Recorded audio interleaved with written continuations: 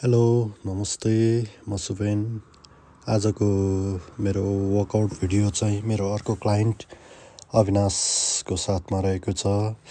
After game Dharmashri पछिको first leg workout रहेको छ उसँग मेरो।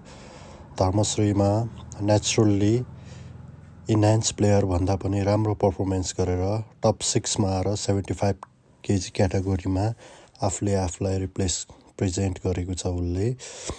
हामीले आजको वर्कआउटहरूमा वेट भन्दा पनि हरेक एक्सर्साइजहरूको मोमेन्ट फुल्ली स्क्विज मोमेन्ट गरेर थोरै वेटमा पनि इफेक्टिभ वेमा मसल्सहरूलाई मजाले स्क्विज गरेर ट्रेन गरेका छौँ।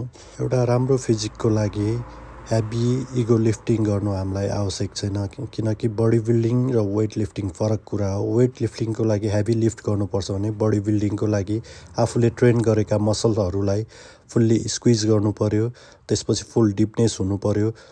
हामीले आजको वर्कआउटमा लेगका केही भेरिएसनहरू युज गरेका थियौँ, जसमा leg lunges with dumbbells, leg extension, leg curl, leg outer अनि सुपर स्क्वाट, काफ रेजमा हामीले फ्रन्ट र ब्याक बोथलाई फोकस गरेका छौँ। प्रायः जसो हामीले देख्छौँ कि काफ रेज ब्याक पार्ट मात्र ट्रेन गर्ने अनि फ्रन्ट पार्टलाई चाहिँ कसैले वास्ता नगर्ने, इग्नोर गर्ने।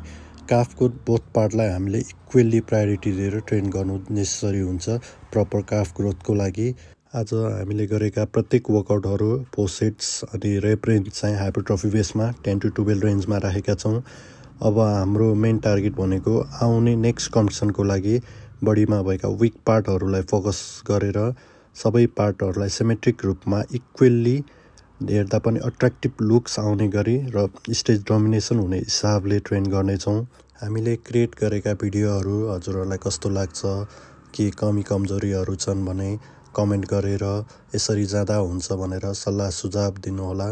Thank you for watching. Thank you everyone.